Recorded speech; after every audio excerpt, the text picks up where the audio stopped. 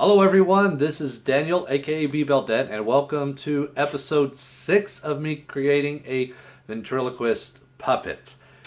As I mentioned in the last episode, we're actually kind of getting onto the top of the peak to where everything's going to start going into kind of a downhill free fall, so to say, as far as me finishing up this project. And what I mean by that is that a lot of the difficult tasks and parts and things and stuff is actually almost behind me. So everything past this point should be pretty simple and it should start moving up very quick. In the last episode, I already went ahead and mounted the mechanism that mainly controls a lot of the functions that the customer was wanting, and we got that inside the head and it seems to be very solid. And I've already started going ahead and putting on the two-part epoxy clay around the top of it to try to get the final sculpt. Now, I didn't do the whole thing and I still got a little bit more work, but it is coming along very nicely. As you could probably see, I've already started putting in a lot of the details, like on the eyelids and stuff. I just did rough sanding. I need to go back in and finish that and do some of the final sanding. But before I do that, I want to try to have the back portion on and start trying to encompass the whole thing inside this two-part epoxy. And the reason why I'm using this two-part epoxy is because it helps me get a lot of the details that I'm wanting that I wasn't able to get with the fiberglass, but it also adds a lot more strength to it. It's actually very surprising how strong this two-part epoxy clay is, even in like the little bit of the thinnest degree. But before we go ahead and put on that back portion, I want to finish up all the mechanisms inside and get that to be working. So we're going to go ahead and do that. So I've already told y'all that I've decided that I'm going to go ahead and abandon this, and we're going to just use a hard connection, a solid connection back here to where the eyelids are going to be blinking, as well as a solid connection to make the eyes move side to side. Now, for the mouth open and close, I'm still going to be using string, and I'm also going to be using string to have the eyebrows move up and down, which I still need to go ahead and do, and we will take care in that episode. But now the thing is to get all the string, all the wires and everything down to here to where there is a mechanism or a control rod or control point mechanism here where the operator can make all of this move. So how am I going to get everything down there? I've already went ahead and done so, and I 3D printed this. Now this is just one piece. There's going to be another piece that I will be putting onto this, and so this is going to fit right in here, and that is going to be glued in, epoxied in to where it shouldn't move. And all of the wires and all of the cabling and stuff is going to be running in through this piece right here. And to help strengthen this, I'm going to insert this into also a bit of PVC that's going to also go all the way down, and that's going to make sure that all these mechanisms hide or stay in, and make sure that this doesn't potentially break, because this is 3D printed and it's 3D printed this way, so it can potentially break along any one of those little weld points, you might probably say. So, but this will allow me to go ahead and get everything. So we're going to go ahead and start on that. Now, I did say I was going to go ahead and try to use some wire that's going to be more of a mechanical joint rather than this string that's going to be operating this and this. And to do that, I'm going to be using some coat hanger. This is some cheap coat hangers that I got at the store. It is coated in some white plastic, but I went ahead and accommodated that when I designed this. So what I'm going to do is I'm going to go ahead and start cutting some of this up and placing this around, bending it in such a way to where it gets into the points of where I want it for it to manipulate. So let's go ahead and I'll start working on that and see how far we get. Okay, so my first order of business is to go ahead and cut this away. I said we are abandoning this whole process here of manipulating the eyebrows. So I'm going to go ahead and try to get my scissors in there and do it in such a way to where I don't potentially... There. All right, hopefully that's not going to be too in the way, but I should be able to fit that inside there, and there we go. So kind of leave it as a little bit of a archaeological discovery on the process that I originally took to get this to work.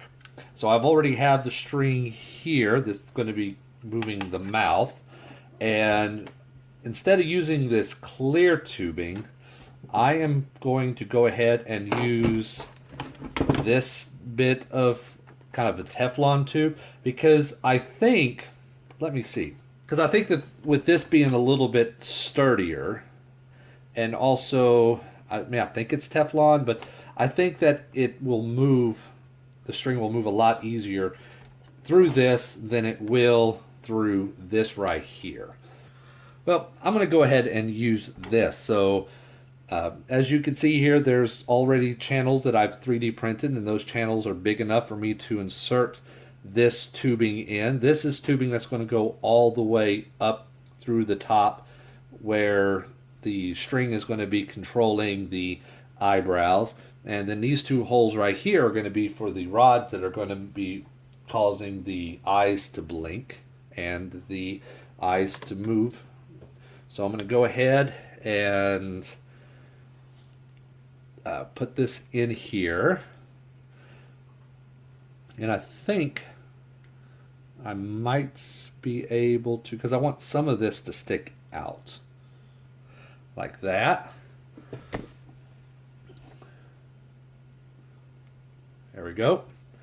And I'll do the same for the other piece when I get that 3D printed. I just don't know exactly right now how far down I want this all to go. In fact, I may cut some of this off here and shorten the neck just a little bit. So I haven't made that decision yet, so I haven't figured that out, so I'm just kind of just working through it right now. So I want to make sure that I have plenty of, room to work, or plenty of slack here, so to say.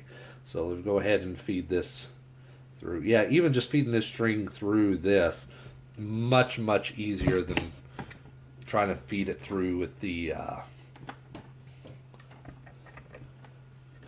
trying to feed it through that clear plastic. So now we have that. So if I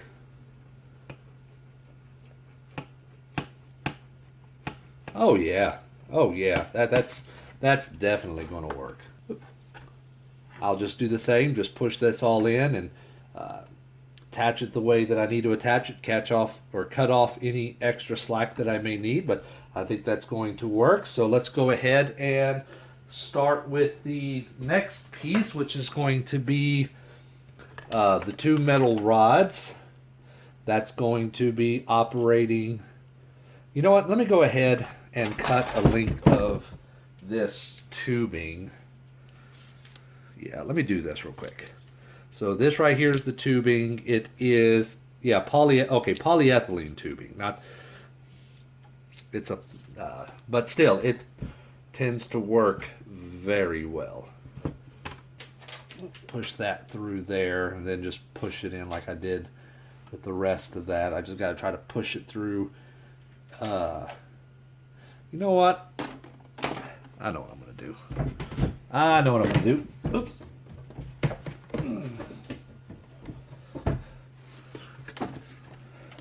Sometimes you got to make adjustments on the fly, and right now I am thinking that it would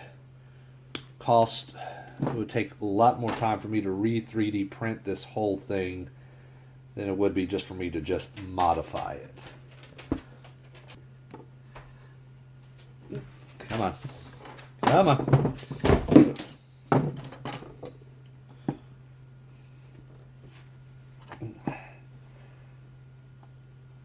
Oops. Oh! And yeah, that is what I was worried about doing. And see, that's why I want to try to have this to where it is, um, you know, yeah. I'm going to have to 3D print that again. And while I'm doing that, I'm also going to go ahead and probably go in, change the diameter of these holes here to try to fit this a little bit better. So, yeah, like I was saying, that's why I was going to try to use a bit of PVC pipe. And this is the correct diameter to fit inside a 1/2-inch PVC pipe. So yeah, that PVC pipe is going to prevent stuff like this from going on. So let me 3D print another piece like that. So I was trying to avoid doing that, but oh well. Back to the drawing board. Okay, so I'm right now putting everything lightly together just to kind of see how it all is going to work in conjunction with all the, with everything else, with all the mechanisms together. And so it's right now, I still don't have the eyebrows. I'm going to be working on that next, but it's basically all the other mechanisms right here, and it's pretty well condensed, as you can see. And as of right now, I mean, whoops, that is the wrong one. As of right now, I mean, everything is working. The eye blink mechanism works very well. So you just grab this little rod and push it up, and you can probably see right there how it comes up, bends over, goes down, and grabs a hold right there. And so that's working out very well. It's very smooth, as long as it's not in a bind. I mean, this isn't glued right now, so it kind of gets itself into a bind, but I can make those adjustments to make it work. But just push it up, let it go, and the spring does its job and pushes everything down. The mouth mechanism is going through this little piece of tubing right here, so I open that up and I let it go, and the mouth, and the mouth opens and closes like it's supposed to. I mean, it's in a little bit of a bind. If I have this straight, it works out much better, so that seems to work. Now, the one thing I'm going to have to rethink is the eyes moving side to side, because I mean, something I didn't really think about is that, I mean, I don't think it's the range of movement that is what's limiting me. I think what the problem is for lack of a better term, an arc, where, I mean, imagine, if you will, this is spinning around back here, on this pivot point. So the arc that it is drawing is going back this way. Y'all see what it's coming back towards me. But the eye, little hinge point here, as it moves, its arc goes inward towards itself. So you get to a certain point to where the range of motion, the arc of the pivot point for this control rod is coming back this way, and this is going back this way. So it's actually limiting the range of movements. I'm not getting as much movement in the eye as I would like. I mean, it's very, very little. So I'm going to have to rethink this. And I have a couple of ideas, but it's going to take some experimentation, and I want to try to get that resolved before I start gluing all of these pieces and, fastening them in. But before I do that, well, actually, it's going to be at the same time. While I'm doing this, I'm also going to go ahead and start getting the eyebrows worked out and that particular mechanism. Originally, I was intending to try to have it to where it was going to be done by a pull string, and that's why I have this piece of tubing here. And I might still do it, but I'm also thinking that I might switch over to another hard rod connection like what I have right here instead. So I'm going to try to figure that out. I mean, I know the basics of how the eyebrow mechanism is going to be built, so I'm going to go ahead and start working on that, and then try to figure out the best way to go ahead and have it to where it is manipulated. So, okay, so for the eyebrow mechanism, I've already got one side done. I'm just using a piece of wire as a bit of a placeholder. I've already drilled the holes into the head, and I place the wire into that hole and try to line it up as straight as possible. And then what I'm taking is this 2-part epoxy putty. It's a water weld. I got it because it was some of the strongest putty that they have. It's simply a 2-part. Just take it, and if you look inside here, it has 2 separate pieces of putty-like material, and when you mix it together, it starts the chain reaction and they start to harden. So I'm just going to mix that up, and I'm going to start putting that in, surrounding this, and building up the layer. And this right here is going to be the placeholder. I'm not going to just simply use a piece of wire going through there like that. Well, I am, but it's not just going to be just going through this. I'm going to use this and drill it out and put in epoxy in some little copper or brass tubing that's going to then have a wire going through it, and that wire is going to be able to move up and down and pivot to make the eyebrows move up and down as well.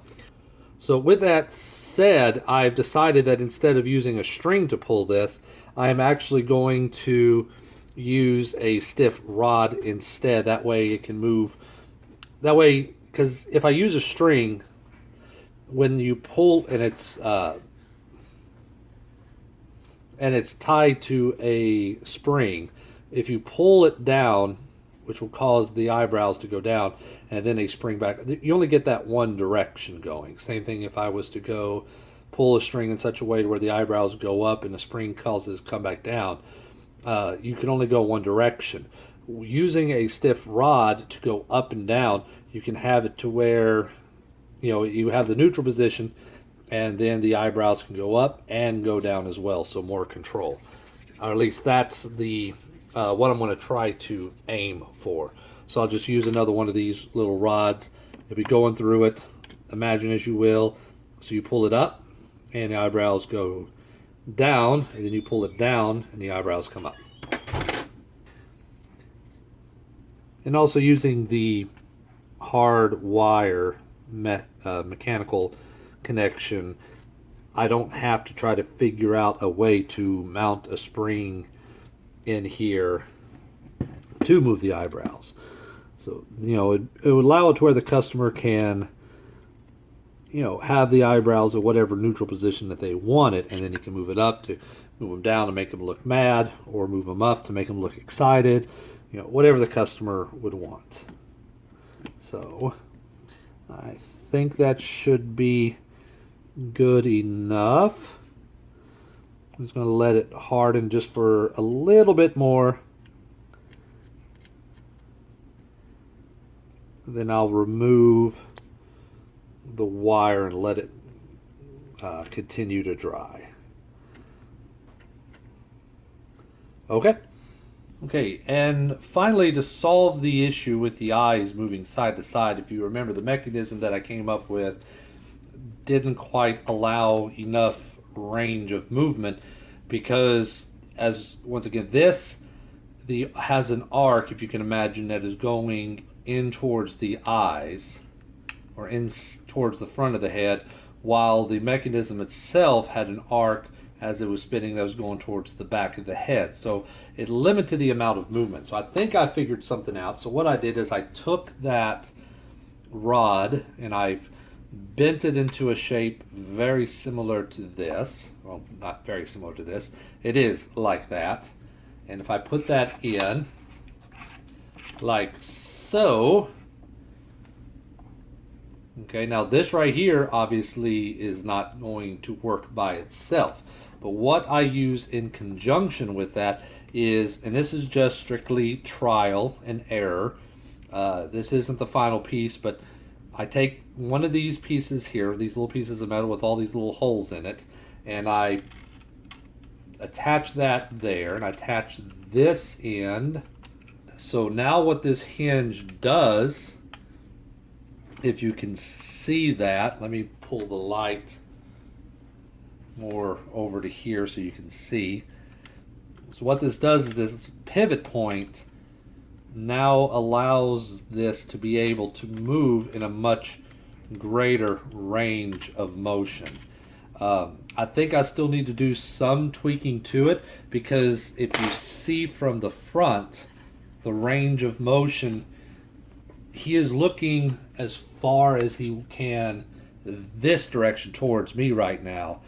But if I turn it the other way, whoops, if I turn it the other way, the range of motion is not, he's not looking all the way in that direction. He has a little bit more range of motion, so it is still somewhat limited into which way he can go, but with, I think, a little bit more of adjustment, he should be able to look in both directions. So I think I am definitely on the right direction with the way that mechanism is working. I could just trim off a little bit of that, put a spacer between here to keep this up and raised, maybe even finalize this, thread this down, put a bolt at the bottom and a bolt, or not, a nut at the bottom, a nut at the top to keep a spacer so it stays above all this, and it should be able to move around very freely. If I turn it along at the bottom, as you can see, it's moving that eye in a much greater range of motion, and I've verified that it will still allow plenty of space for the other mechanisms that will control the eye blink mechanism and the eventual mechanism for the eyebrows to be able to move freely as well. So everything's going pretty good. All right, everybody, and with that concludes this episode. Now, I know this episode wasn't probably as long as y'all are probably used to, and I probably didn't get as much stuff done accomplished as y'all were hoping that I would have got accomplished, or even that I was hoping to get accomplished, but there was a lot of stuff that was coming up right now that was kind of interfering. With all of that being said, though, I've also talked to the customer, and after our discussion of, we're going to go ahead and temporarily just not put this project on pause, but more just kind of a bit of a slowdown. The customer's not in a hurry to get the puppet, and I got some other stuff that I got to work on. Some of it is some projects that I've been kind of putting onto the back burner that I would like to get started with. So you're probably not going to see as many episodes of this coming out on a regular basis as they've been as of yet. Now, that doesn't necessarily mean I'm going to stop making this. It's just going to be a few and far between. Kind of like when I have little breaks and some time to work on it, I'll be working on it. But once the customer gets back with me and some things are looking, seem to be getting back on track, then we're going to go ahead and I'm going to get back to work on this full force to get this completed for the customer. But until then, I just want to say thank you for watching. This is B-Belt Dan, aka Daniel, or Daniel, aka B-Belt Dan. This is constructing a ventriloquist puppet, and I will see you next time.